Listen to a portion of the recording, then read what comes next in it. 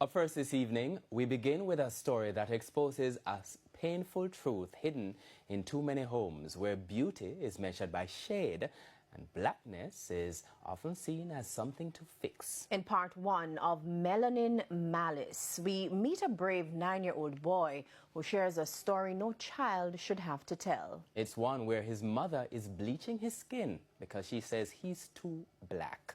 Ramada Lyons has the details.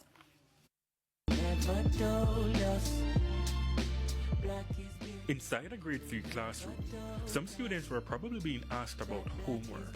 But when the teacher saw this 9-year-old boy's face, the questions prompted were different, more serious.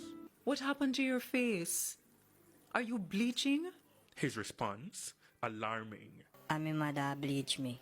She said me too black. Around his eyes are visibly darker than his face, and his cheeks lighter. The boy, who says he likes to play Minecraft, feels as though his mother has crafted a hatred for his skin in his mind. I don't think that others should let them children bleach. I tell my mother said I did not want it anymore, but she said it took a bit to black them come off. I'm telling my granny insists. He recalled the first time his mother rubbed the cream on his skin. He remembers the feel, the scent, and her conviction to make him brighter. When I touched my face was kind of smooth. She said the reason why she do it because I was getting too black, and she never liked it that I was getting too black, so she put it on me and I started turning white. This violates multiple rights under the United Nations Convention on the Rights of the Child. Article 2, every child has the right to be protected from discrimination of any kind, regardless of race, color, or ethnicity. Article 8, every child has the right to preserve their identity, including cultural identity. Article 19, children have the right to be protected from all forms of physical or mental violence, including abuse and neglect. Article 24, children have the right to the highest attainable standard of health.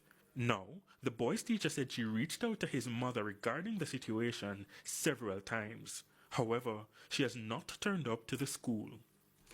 In the meantime, the boy says his classmates have noticed. You carried me and the class outside to look about the shapes.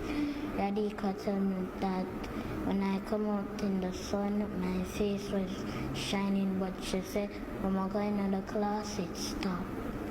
I asked him where his mother would apply the cream, and he pointed all over his face, saying, And it is.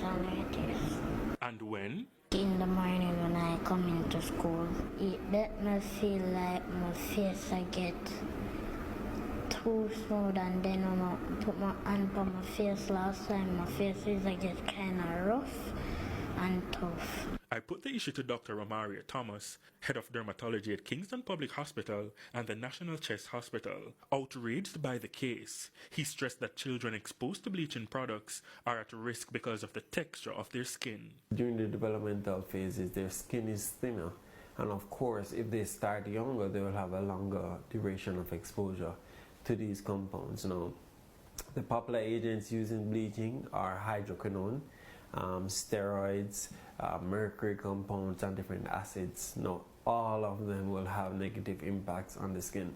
Long-term effects include the darkening of the skin, the opposite of the intended purpose of bleaching. A short-term effect is the thinning of the skin. At this point, it's more than just texture. Appearance is also affected. The skin looks very aged. So by the time they are teenagers, they look like they're in their 40s.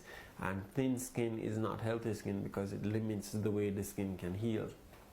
Now, as a cosmetic surgeon, I can tell you forehand, when we're doing a surgery on somebody who was significantly thin with their skin because of the steroids, it limits their ability to heal. Now, God forbid that child has some trauma in his years growing up as a teenager and requires surgery or even less. It compromises them in that way. In part 2, we take a deeper dive into the situation. Ramada Lyons, TVJ News. They never told us that black is beautiful. It was an emotional farewell for 9-year-old Kelsey Ferrigan, the little girl who was killed at her home on